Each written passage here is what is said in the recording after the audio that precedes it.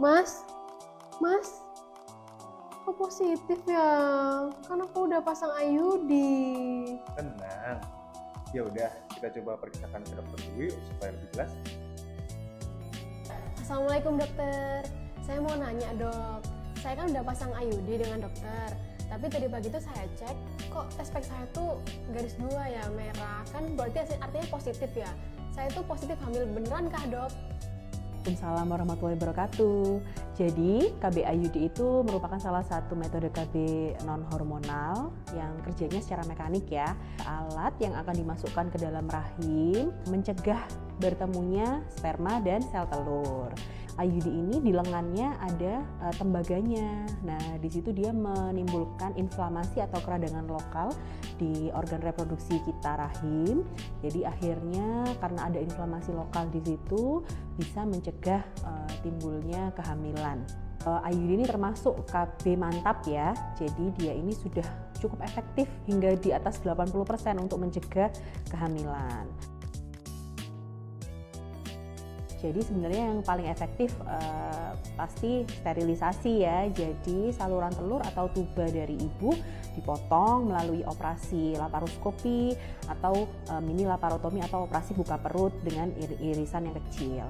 Kekurangannya kalau KB steril ini atau KB MOW ya kita biasa sebut harus melalui pembiusan, kemudian harus terpenuhi syarat-syarat tertentu di mana kalau misalnya tidak terpenuhi itu bisa mengurangi keefektifan dari KB sterilnya.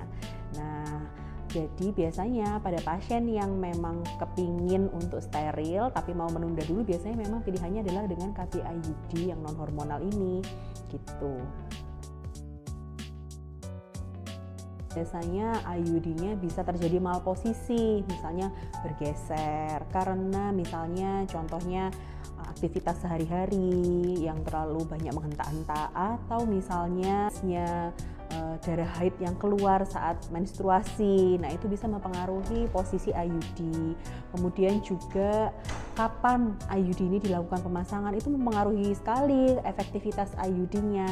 Nah, makanya penting juga setelah dilakukan pemasangan IUD itu yang harus dilakukan pasien dan wajib dilakukan adalah kontrol supaya kita tahu dokternya posisinya masih oke nggak atau ada efek samping atau komplikasi dari pemasangan IUD yang sudah kita lakukan sebelumnya, misalnya keputihan atau darah haid yang keluar terlalu banyak atau itu tadi pergeseran posisi.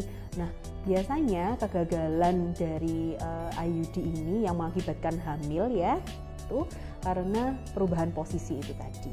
Jadi Sobat RC, apabila ada mengalami keluhan atau ingin melakukan pemasangan kontrasepsi, bisa konsultasi dahulu ke dokter spesialis kandungan atau bisa langsung datang ke Poli Eksekutif Rumah Sakit Islam Surabaya Ayani ya.